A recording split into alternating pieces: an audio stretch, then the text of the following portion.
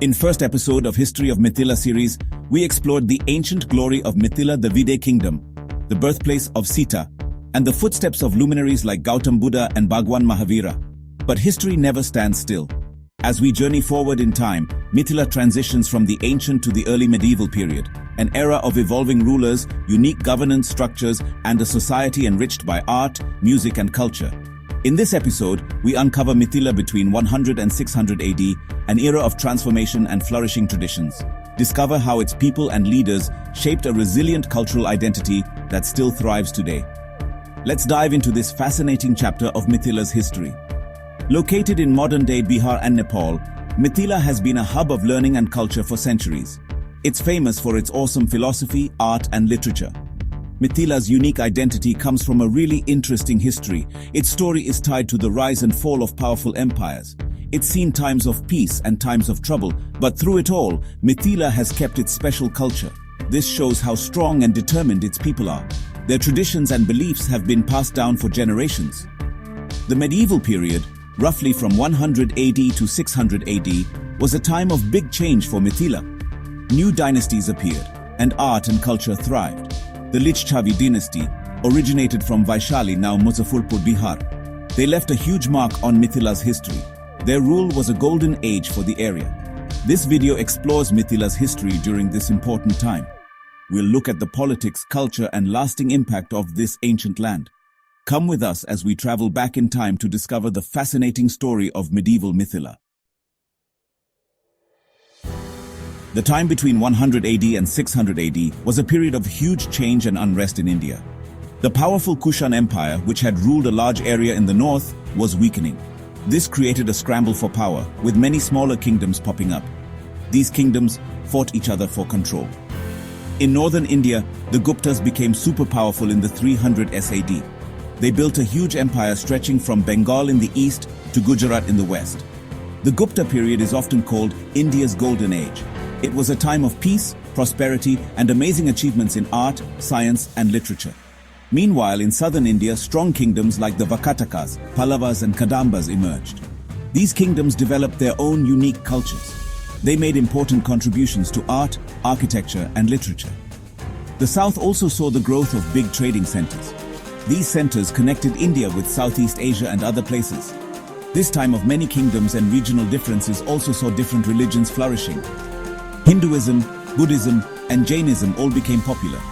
They attracted lots of followers and support. The mixing of these religions made India's culture even richer. The Lichchavis, a powerful group with a tradition of electing leaders, became important in Mithila around 400 AD. Their origins are a bit of a mystery, but they are thought to have moved to the region from the northwest. The Lichchavis built a strong and successful kingdom in Mithila. They started a time of stability and growth. Unlike many other kingdoms, the Lichchavis didn't have kings who inherited power. They ruled through elected representatives. This special system, called the Gana Sangha, let more people participate in government. It created a sense of shared responsibility among the leaders. The Lichchavis were known for their good government, strong army, and support of art and culture. They expanded their kingdom by making alliances and winning battles. They kept a powerful army to protect their borders. The Lichchavis also invested in building things like irrigation canals and roads. These projects improved farming and made trade easier. Under the Lichchavis, art, architecture, and literature thrived in Mithila. They supported Buddhism and helped build many monasteries and stupas. The Lichchavis also encouraged a unique artistic style. We can see this style in the sculptures and terracotta art from that time. The rise of the Gupta Empire in the 4th century AD greatly affected Mithila. The Guptas, led by their powerful ruler Samudragupta, made Mithila part of their massive empire. Even though it was part of a bigger empire, Mithila kept some independence. It continued to be a center of culture and learning under Gupta rule. The Gupta period was a time of amazing cultural exchange and new ideas all across India. Mithila, with its long history of learning and great art, played a big part in this exciting time. The Guptas, known for their support of Hinduism, brought back old Vedic traditions and rituals. This had a big impact on religious practices in Mithila. But Buddhism also continued to do well in the region, showing that the Guptas were okay with different religions. This peaceful mix of religions made Mithila's culture even richer. The Gupta period also saw a boom in Sanskrit literature. Mithila, with its famous centers of learning, produced well-known scholars and poets who added to this literary growth. The writings of these scholars and poets made Sanskrit literature better and stronger. They solidified Mithila's reputation as a place of great learning. Mithila's ability to keep its special culture while empires came and went shows how tough its people are. Several things helped this happen.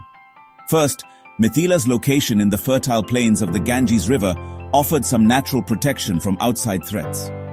The region's good farmland supported a wealthy population. This meant they didn't need to conquer other lands and avoided fights with nearby kingdoms. Second, Mithila's strong sense of who they were came from their ancient history, their shared language, Maithili, and their unique traditions.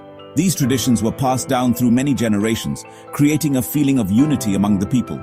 Third, Mithila's rulers, while dealing with tricky political situations, often managed to keep some independence by making smart alliances and showing respect to stronger empires without giving up their culture. They were good at balancing the need to survive politically with protecting their heritage. Finally, Mithila's famous centers of learning played a key role in keeping and spreading its cultural heritage. These centers attracted scholars and students from all over, ensuring that its intellectual and artistic traditions continued. The knowledge preserved and shared by these institutions made Mithila known as a place of great learning. The medieval period set the stage for Mithila's lasting cultural impact. Mithila's contributions to art, literature, and religious traditions continue to inspire and fascinate people all over the world. Mithila painting, also called Madhubani art, is a bright and detailed art form that started in the region centuries ago. These paintings, traditionally made by women on walls and floors of homes during festivals and celebrations, show scenes from mythology, folk tales, and everyday life. The bright colors, strong lines, and complex patterns of Mithila paintings make them easy to recognize and highly valued. Mithila also has a rich tradition of writing, with important contributions to Sanskrit and Maithili literature. The region produced famous scholars and poets who made these languages richer with their works. The poetry and stories of Mithila often reflect the region's cultural values, beliefs, and social customs. They give us valuable insights into the lives of the people who lived there. Also, Mithila's unique religious traditions, mixing Hinduism and folk beliefs, are still alive today. The region is known for its elaborate rituals, festivals, and holy places.